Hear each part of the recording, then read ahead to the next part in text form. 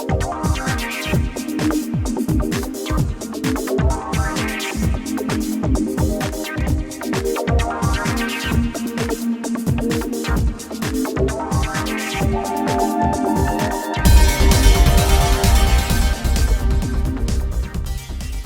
to the Vaccination Station, a podcast about vaccines, science, medicine, and critical thinking. My name is Dave, and today I'm interviewing Dr Anna Zakrisson. You can find her on Facebook at Dr Anna's Imaginarium. She also has a website, annazakrisson.com. Thank you very much for joining the Vaccination Station today, Dr Anna. It's great to have you here.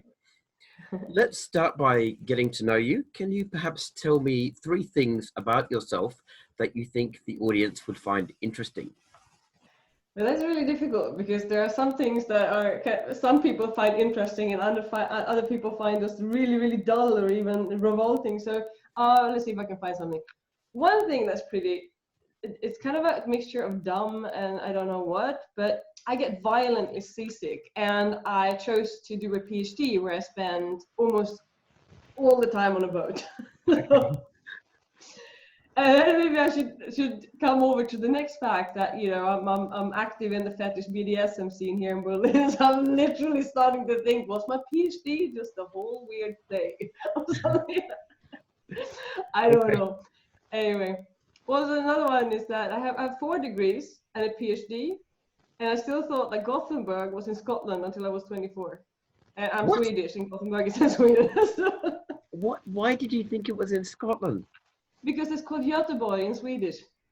And Gothenburg sounded so Scottish to me. So okay, yeah. Now I see the connection.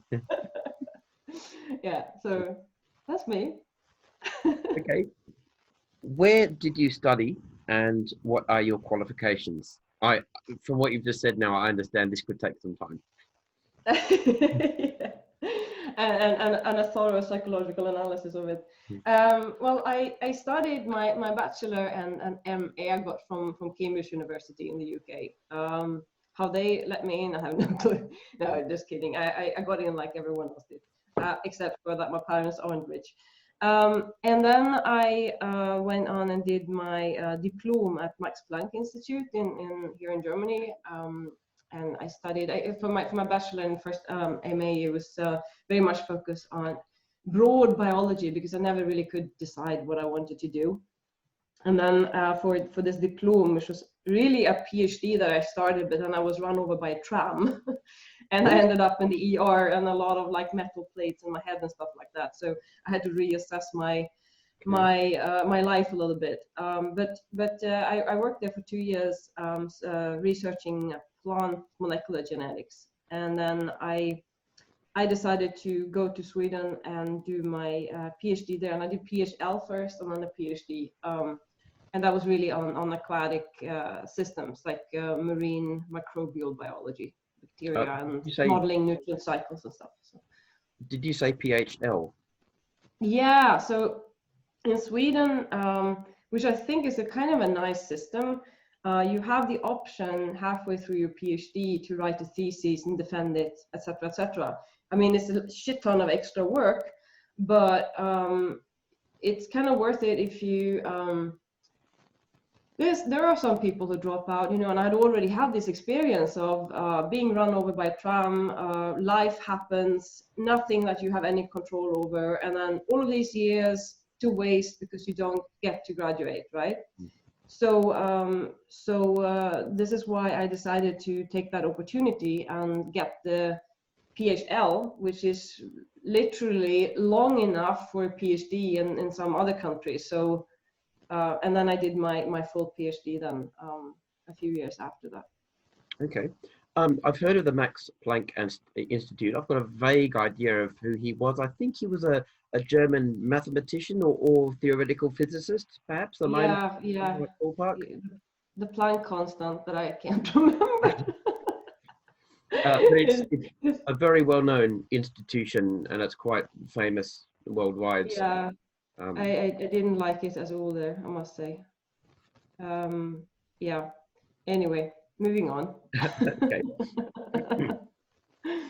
So, what is your field of expertise?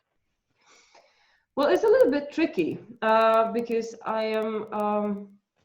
It's very hard for me to define exactly what it is that I'm doing right now because I have, for me, it's very clear. I have different foci points, and all of them come together. I have my own business now, so all of them come together under that roof.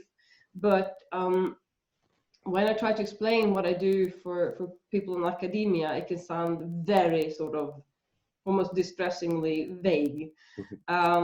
So I work with green infrastructure right now, green roofs and that type of research, but I was also head of content marketing at a biotech company for several years.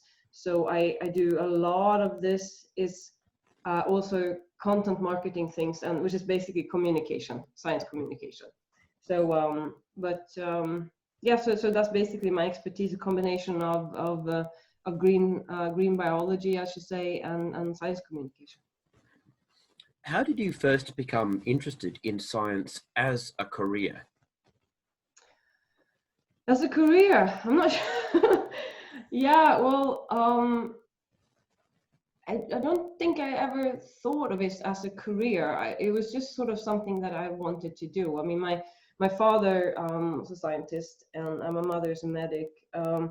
But it was always there to go out, and I was always fascinated by plants already as a child. So this is why I opted to really go into the sort of green biology part.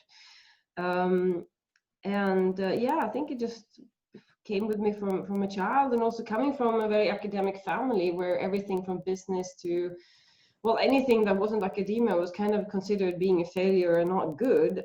So I'm not really sure how much the academic path was due to unspoken pressures, or if that's actually what I chose, because I didn't like the academic system at all, but I loved the science. So, which, it took many years and a lot of work for me to understand that I could actually take the science and do my own stuff with it outside of academia. And yeah, so that's what I did basically.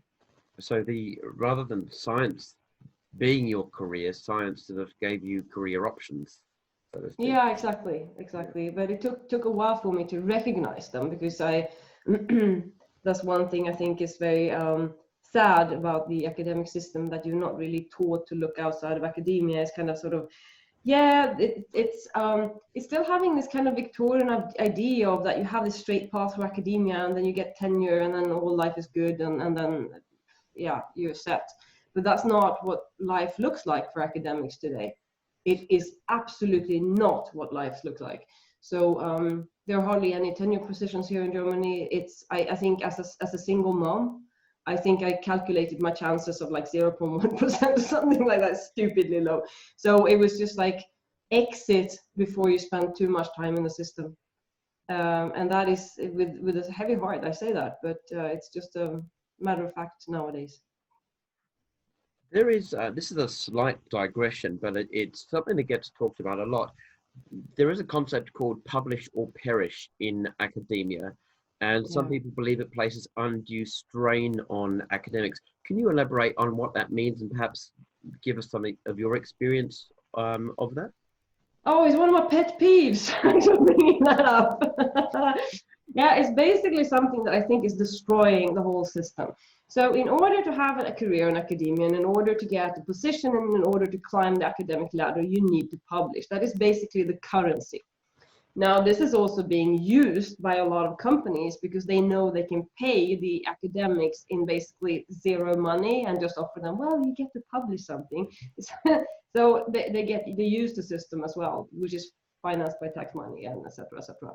I've been on the other side of that fence, so I know how it works. What I think is also not only is it putting an extreme pressure on the scientists to publish, but I think it also leads to scientists publish things that might not be ready for publication yet. And this could basically, I think, what would be the right word? Not destroy might be a too heavy word, but it damages science as a whole if you have a lot of things that are not ready for publication and they are being published. And maybe sensationalist things become published. I mean, it's the whole system basically is damaged by this, and I think it's a very, very serious topic.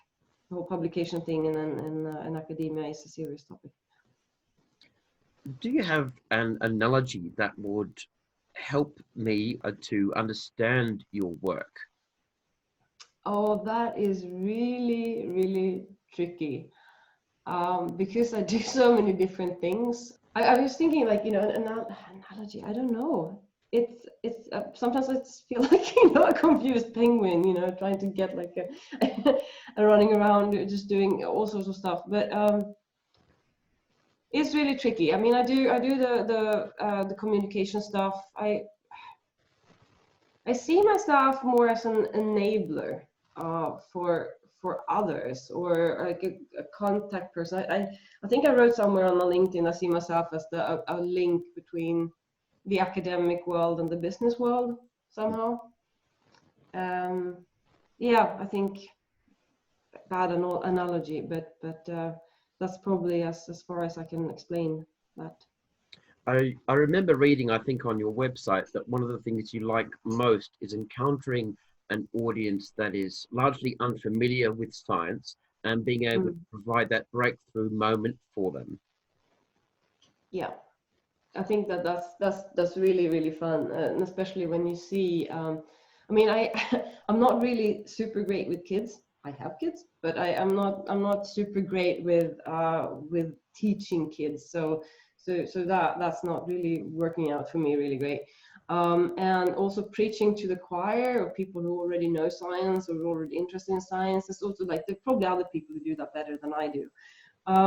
But because maybe I'm a little bit unconventional personality, maybe in the academic world, maybe I have some sort of niche where people actually might relate to me and maybe listen to me, at least my target group. I mean, there's a lot of people who send me death threats as well, but there appears to be some sort of target group that, I don't know, I'm able to reach. And I think for me personally, that is actually the most fun. When people actually, maybe I've had like a lecture or performance or something like that, and after people write to me and ask for book tips. I mean, that's really cool, because that means that they want to start learning, and they do it from their own, like, from their own perspective, and not just because somebody has imposed it on them. Yeah. That's nice. What excites you about your work?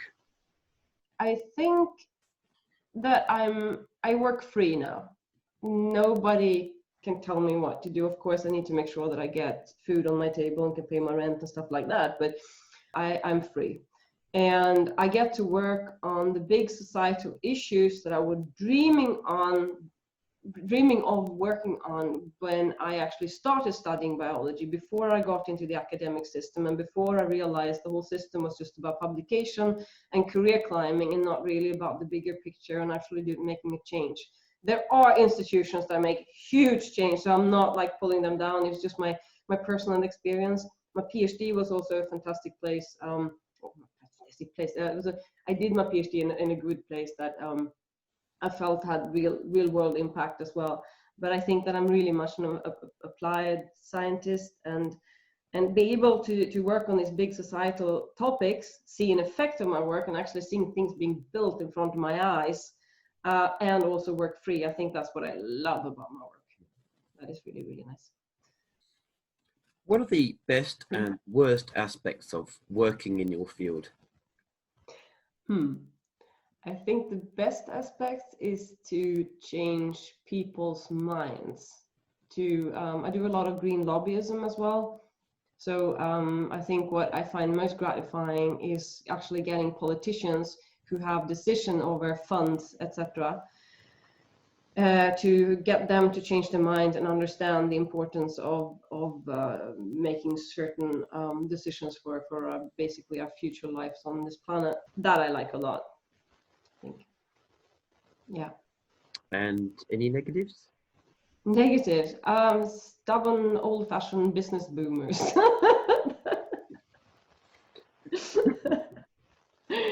Yeah, Well, I just this leave that. that's a really helpful answer because it leads into my next two questions. Firstly, why is your research and your ongoing work important? And what are the real world applications? Right now, I have these two things. It's partly I have my social media platform and the Dr. Anna's Imaginarium, where I try to communicate science, a little bit broader topics. It's not just focused on green infrastructure or ecological stuff. It's just general, like skeptical thinking and critical thinking, etc. And then I have my sort of core business where I basically get my food paid from, which is the green infrastructure research and consulting. And it's basically what we've been focusing on is we have been setting up a very, very unique lab in the US. And so the aim has been to produce data that's basically been lacking in the sort of green roof industry. So there's been a lot of kind of unsubstantiated claims of how these roofs work, the functionality, etc., etc. So we're basically producing a lot of data and we're building a lot of online tools so that end users can actually really quickly check if these claims could even be true. And this basically protects the user, and if the user is protected and these systems work, it's a much higher chance that they actually will spread and that we actually see a real world, like a proper change. And the main focus right now has been on stormwater management. So we know with the climate models that life is going to get difficult in many urban areas. They're going to heat up a lot due to these urban heat island effects and also the changing climate, but there's also going to be a lot of more flooding events, dry periods and then flooding events. So most of the, and also people are moving into the cities massively. So we're going to have some interesting times ahead if we don't prepare the cities for this. And green infrastructure is a kind of clever way to deal with this, because you can both take care of the stormwater and you cool the city and you improve the buildings energy use, etc., etc. So, and biodiversity and whatnot. But in order to be able to make these changes and actually make sure there's policy and making sure there's an ROI and stuff, like we need to make sure that there's actual data, because otherwise it's just another bullshit fix, greenwashing. So that's basically what we do. So we've touched on this slightly already, but how did you get into science communication? What really motivated you to take that step? Well, I think in the beginning it was actually vaccinations that even though I don't really have my scientific background in vaccinations, but I mean, personally, I thought it was just so insane to see this wonderful tool that is saving so many lives being completely disregarded as something evil or etc. And of course, there are nuances here, people with autoimmune diseases or cancer treatments or, I don't whatnot. But in general, vaccinations are exactly there to save these people as well, the people who can't get vaccinated as well.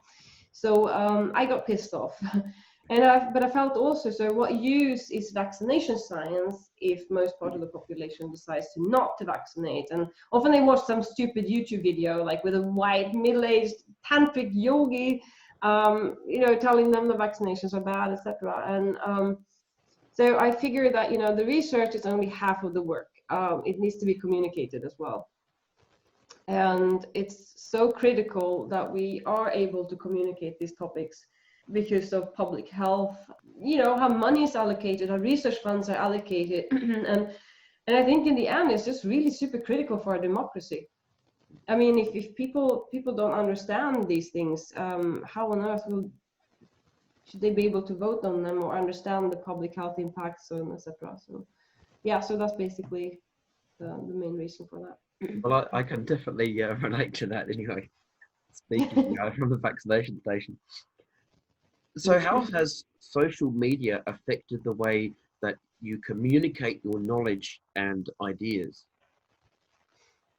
Well, in the beginning, I fell flat on my face a lot of times, because I went in with this typical academic arrogance of going like, well, marketing is just some dirty old thing people do. Like, it's just, of course, I have a PhD, so I'll be able to do this, no problem. Until I realized I couldn't. and I realized, it wasn't just something you can just sit down and just do. You actually have to do some reading, and you have to understand a few things. And there is actually a field called communication science. It is, this is, what propaganda machines, politicians and everything run on. So there's a lot of data on this, how people react to communication. And I started finding this very, very interesting. And how then this social media has affected my style of communication. I think that I started to realize a little bit more how I needed to, that I needed to be a bit more genuine. I couldn't have that sort of cold, neutral, factual way of communicating like most academics. I mean, if I would stand up and do one of my performance lectures in front of an academic audience at a research institute, they would go like, what the fuck is going on? It's like, and of course, this is also part of communication. You have to know when and where you can do different things. So, but yeah, so depends on who your target group is, etc. Of course, but yeah, I think the social media really taught me a lot on also how to communicate also on stage, I think. There's a long-standing complaint in the scientific community that reporters are absolutely hopeless at communicating what scientists have actually told them. Can you speak on that issue? Yeah, I think it's twofold. I think it's also the journalist thinking like, Jesus fucking Christ, does he have to speak about this for half an hour? I'm going to write a blurb that is 500 words long. I can't include all of that. And then a little note there that in special circumstances, this A, B, C, and Q, we have special, like, it doesn't work like that. So when scientists say that the journalists are really crappy at telling the story, it can also be that the scientist was really, really bad in telling the story. And more than often, I think that is actually the case. So they often say, well, they have a hard time sometimes just pulling out the sort of main message and understanding how that will appear to the general public. I'm not saying that science journalists are great nowadays, because they are literally not. Most of the time, they're so underpaid and overworked. They have 5 minutes to write things. I mean, maybe not 5 minutes, but they have so little time to write stuff. So I think this is a very complex problem. And pointing fingers at one direction, I think, is just not fair. Your Facebook page has more than 75,000 followers. You also have a YouTube channel and a professional website. So how do you manage an online presence of that size? Well, I think because of my background in content marketing as well, I think I have a pretty streamlined approach to this, and I make sure that I post things on my different channels. I also have this Discord server, etc. But I have a lot of help from a few fantastic people as well, especially in my groups, my Facebook groups. Particularly, I would like to mention Brian, Paul, and Joa. They helped me a lot with this. And also the fact is that this started out as a hobby project, and I'm not actually making any direct money from my sort of social media presence. I don't sell anything. I don't do anything like that. It's more kind of a business card of what I do. And if I had this as my main profession, the page would probably look very different. It would probably be much more professionally done and stuff like that. And it would probably be about 4 times the size right now. And now I have a very, very small time allocated each day where I can actually do things, and sometimes if I posted something that people start arguing about, it takes a little bit more time because I need to moderate and stuff like that. But it's, at times, when I've been trying to answer every question, I've been trying to answer every message and stuff like that, and I started to learn to prioritize as well. And one prioritization is that if people write to me and demand answers, it's almost virtually only for men. they write to me and saying like, you know, almost like, you wrote this and now you have 5 minutes to answer me. And I'm like, dude, no, that's not how these things work. And also you can actually, if you have something to say, you can also say it in the forum so that other people can come in and join the discussion, etc. Women tend to more sort of like threaten me if they're pissed off. So, which is it's kind of fun because you think it'd be the other way around, but it's not. Yeah, I think I'm getting like firstly my skin is very, very thick now. It takes a lot to even make me twitch when it comes to online things. I think the only thing that can really make me sweat is when I posted something and being cocky about it and then realize that I was wrong. That is probably the nastiest thing. And then I'm like, oh no, God, I can't believe it. But I've been trying to have this sort of like, we call it doing a poodle in Sweden. Is basically when you just like lay on your back and just go like, oh guys, I fucked up. This is the right kind of information. Sorry about that. And I tried to make another post about that I fucked up. Because I find that firstly it's the most honest thing to do, and secondly, yeah, there I still have the academic scientist in me. I can't let that go. Your website says that you offer performative science lectures. What is a performative science lecture, and how might an audience benefit from it as opposed to a traditional lecture? Well, I think a performance lecture can be very, very very many things. What I've been doing is that I've been doing a few lectures at tattoo conventions where I've been weaving in a lot of poetry as well, and you know I've had videos going behind me, so it's becoming more kind of a performative flair to it. But we also did an opera. My husband is an opera singer, and we actually started the whole opera with a performance, like a kind of a scientific lecture that was woven into the sort of main performance, and then where I was also taking part, like kind of passive part, but still like I was on stage.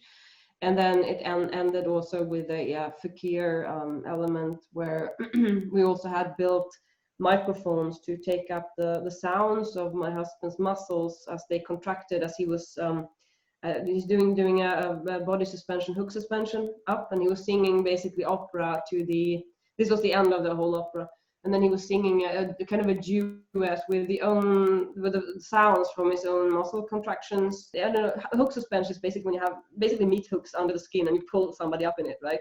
And we knew that this was going to be the end of it, and kind of an unconventional opera.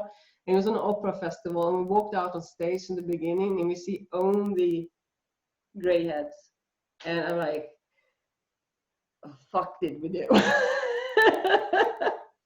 But we got standing ovations at the end. Wow. So yeah, it worked out. So you've mentioned your consultation work before. What's the precise nature of your role in that work? So one part is green roof research, is connected to the lab in the US and a few other things here in Europe. So we've been looking at hydrology most of the time. Up until now, I'm not a hydrologist, but I work with hydrologists, and we look also at nutrient runoff, which is more kind of my area of expertise.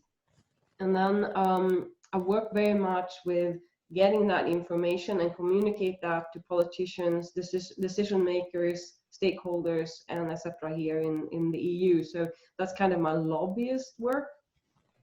As for green roof diagnostics, it's called in the US. And then I have some other minor consulting things for it's a company called Purple Roof, which is basically used some of our research and developed a special type of green roof. And for them, I'm writing a lot of content on their blog, and yeah, for green roof diagnostics, I've also written some white papers that will be published soon as well. So that's basically the main part of that consulting gig, basically. We live today in an age of unprecedented knowledge and easy access to reliable information, but there's a lot of anti-scientific trends still pervading society.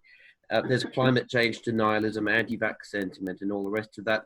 And in some quarters, this sentiment is definitely growing. What do you think could be causing that? It seems quite paradoxical that at a point in human civilization where we've never been so advanced, there's actually a rise of anti-science thinking. I think it's a very, very complex cause for this. Just cherry picking a few of what comes into my mind. One thing that I see is that who previously was just the sort of village nutter, he now finds pages on Facebook with tens or even hundred thousands of members saying the world is flat, vaccines are bad, or etc., etc. And so of course there can't be 10,000 nutters or 100,000 nutters, he thinks, which is not completely correct, because it can on a global scale. But it gives you a feeling of I am in a community, they are correct because we're so many, and then these conversations, they basically feed into this and solidifies these ideas and thoughts, and this is a strong comorbidity, I like to use that word, from one of these conspiracy theory ideas to the others. So you often find that somebody might go into like, okay, I'm a bit of a vaccine skeptic, and then they became a anti-vaccine person. And then like 4 years down the drain, which I've seen happening actually with an acquaintance of mine last week. When I left Sweden, this person was kind of normal. And now it's like the fluoride kills us, the chemtrail kills us, the vaccines kills us, and still the population of the world is growing. So I don't really understand how he comes to this conclusion. But it seems to be like when you get into this way of thinking, it doesn't really matter what the target of your thinking is. It's a way of thinking. The same way as skeptical thinking or critical mindset is a way of thinking, and it has to be taught, it has to be learned. And the same way as this conspiracy thinking, I think that is unfortunately very much easier to learn, because you don't actually have to think very much. You can just you just accept that everything is a conspiracy, and then you can find, it's a bit like just taking somebody shoots with a shotgun at the wall, and for some reason I can make a hippopotamus by drawing lines between the holes or something like that. It's kind of a different level of work it takes to go into that mindset than a scientific or skeptical thinking mindset. So yeah, I think there are many reasons, but I think this is just maybe one from my perspective. I'm absolutely not saying that this is the only reason, but that's the main one that I see around. You've made a very good point actually about the contribution of social media to this problem, because the way the algorithms tend to work is, of course, that they're intended to follow your interests and feed you more information and suggest more pages and more people with common interests. But what ends up happening, of course, is that over time, this simply develops into a kind of ideological bubble. And once you're in that bubble, all you're ever going to see is more of that stuff, because that's what the algorithm is feeding you. And you start to believe that your bubble is actually bigger than it is, and that this is actually more real than it really is. Yeah, absolutely. It's also very important to remember also on say Facebook, that the whole algorithm is built to around upset. So if you have a post that basically makes people upset or generating some sort of like strong reaction, people are likely to comment. And if people comment, the algorithm will shoot it up on top and spread it to more people. So this is why you find also a lot of the science pages going that way as well, just posting things that is like, yeah, it's very one-sided arguments, because they know people are going to get upset and they're going to start arguing and bickering for things that might not have been even necessary to even bicker about, because the whole first argument put forward was just stupid. So, but that's how the algorithm works. And if you want a page that grows fast, that's how you have to do. And yeah. In response to criticism from science and say from the medical community, a lot of people will say, well, if someone wants to use homeopathy or chiropractic or some other form of alternative medicine, why not just leave them to it? Because they're not really hurting anyone. So why not just let this stuff run alongside medical science and science-based medicine, and it's just going to be fine. The two can coexist. How would you respond to that? Yes and no. Firstly, they are hurting people. Have you ever heard of homeopaths without borders? So went down to Africa, gave a lot of HIV positive people homeopathic sugar pills, and well, you can guess what happened. So okay, extreme case, but you know, these things happen also here in Germany, where I am, or in Australia, where you are, that people actually claim to cure certain illnesses. People stop taking their chemotherapy or whatever. So yes, they are hurting people, and that's the point. But, and here it comes, I understand why you can go sometimes to a chiropractor or homeopath or whatnot you decide to go to if you have certain conditions. Now, I live with several chronic illnesses, and I will go through the fucking roof if somebody tells me, oh, come here, I'm going to cure your endometriosis or your autoimmune disease. Not a problem. You just give me 300 euros and we'll do that. And I've literally had medical doctors sending me off to Chinese medicine quacks that were going to charge a student 300 euros a month for a treatment for a pain condition that I wasn't even diagnosed for, and et cetera, et cetera. And yeah, it's highly immoral, particularly because I made 500 euros a month, but I was in so much pain that I could hardly work, which meant that, you know, I was almost taking out a loan somehow in order to pay, you know, and even though I knew it wouldn't work, but if you're in enough pain or fatigue, or if you're in a situation where it's just so vulnerable, it's like, it's not so strange that you might go these directions, right? What I don't have a problem with, for example, I don't have a problem with, you know, I've had a friend coming over here helping me out with a few things. I don't even know what she calls it, but it's a relaxing time for me. It gives me an opportunity to start, like, maybe thinking a little bit about my body parts and things like that, and putting a little bit of a mental different perspective on my illness, which makes my everyday life a little bit easier, right? Do I have a problem with that? Zero. Now, does she claim to cure me? No. Right? I don't know if it's like proven to work or whatever, but that's not really my point. My point is that if I can get some relief from it, psychological or whatever, whatnot, I'm going to give myself that. So this is where I think that they can coexist, but that requires honesty. And it requires a very clear communication what these things actually are. Now, I have a mind that I can suggest to my brain a lot of things, and I start, you know, feeling them or whatever. So I can actually go into some sort of mind space where I temporarily convince myself that it's completely going to work. Now, if I can switch it off in a heartbeat like that, but I can get into that mindset, and I think that mindset has basically been developed in me as a protection mechanism, a psychological protection mechanism, in order to actually be able to live with chronic pain the way I have done.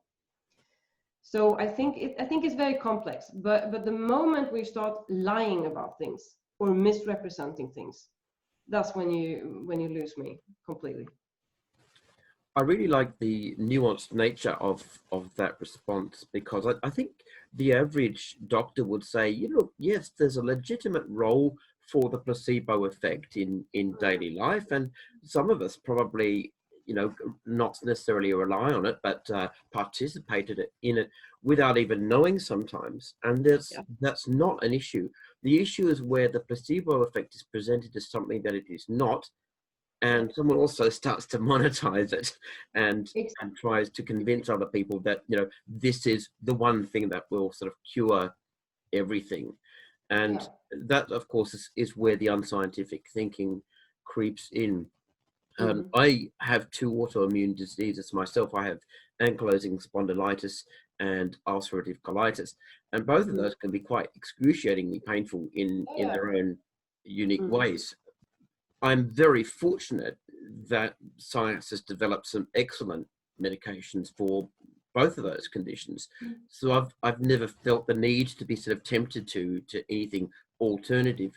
But I do understand and appreciate that someone in a desperate situation, faced with, say, a life-threatening disease, where their options are limited, whether through economic factors or simply lack of access to good healthcare, they could very easily be tempted or persuaded that an alternative measure is actually the better way ahead.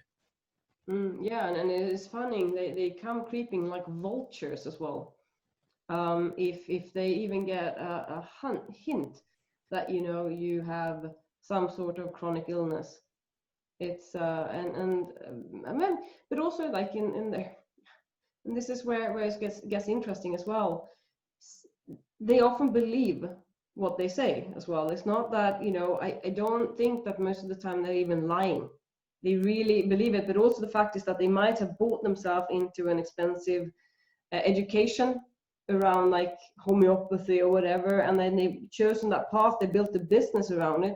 So for me to tell them, you know what, your entire structure and your entire base, financial base, and everything you do is a bunch of bullshit, of course they're going to get pissed off. So I think it's very important also when we take things like this down. It's important how we communicate as well, because otherwise you're just going to create like a cell of really super angry people that and it becomes even more closed indoor, like conspiracy thinking and anti-science. So I think just not being arrogant is kind of a good start. My last question is actually quite topical. There's a lot of talk today about the politicization of science, and some commentators have argued that science has always been political, whether we like it or not, because it has implications for public policy. I mean, that's a whole different discussion that will take more time than we have to unpack. But just in brief, what are your thoughts on the relationship between politics and science? I think science is highly political, from the point where funds are allocated to the ways the results are implemented in society and beyond that. So like even basic research that has no apparent direct application is political because how it got funded. And I think that I see some of my colleagues that that hide behind this, well, science is not political mindset, Victorian kind of mindset. I think is naive at best and extremely dangerous at its worst. And I think scientists needs to learn to start speaking up and take responsibility for this. And because the thing is, everyone else is speaking up. So the only thing that will happen by sitting there shoving your head into the sand like an ostrich, it's just silencing the whole scientific community. The only thing that'll happen is that we lose a voice. That's all that's going to happen. So it's just some sort of, like, I don't know what the fuck they think they're doing, because it's just some dumb virtue signal into the rest of the scientific community or what, it's of course is political. I mean, just look at democracy and science and how science funding is being shut down, etc., etc. they still live in this idea of this academic system also being completely what it was like 30, 40 years ago or something, that you had this career path. It's like, there is no career path anymore. It's gone. So, when we have this, the publication system is crumbling, and if you can't even look at your own house and see the whole shit fucking thing is falling down, if you're just going to sit there, well, it's not my thing to talk about this. It's frankly extremely upsetting, I think. Sorry for having a bit of a end run there, but this is something that really, really upsets me, actually. It comes through quite clearly. Good. Cuss words.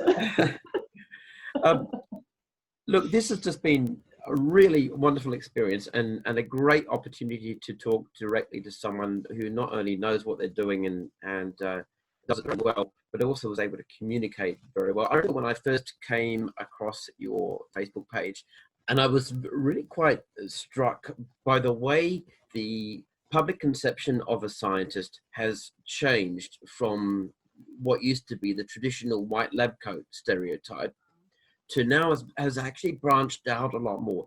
Ever since scientists became more visible and more vocal in media, people have begun to see scientists as human beings, really. And I think that has opened up to such a wide range of possibilities for education and for public knowledge and for a better relationship between scientists and society. So I want to thank you so much for contributing to that. Yours is certainly one of the more engaging scientific communication pages out there. I'm intending to interview quite a few others, doctors, scientists, and debunkers, and go through a similar discussion with them. But for now, thank you very much, Dr. Anna. It's been an absolute pleasure. Thank you so much. This is great to be on the show.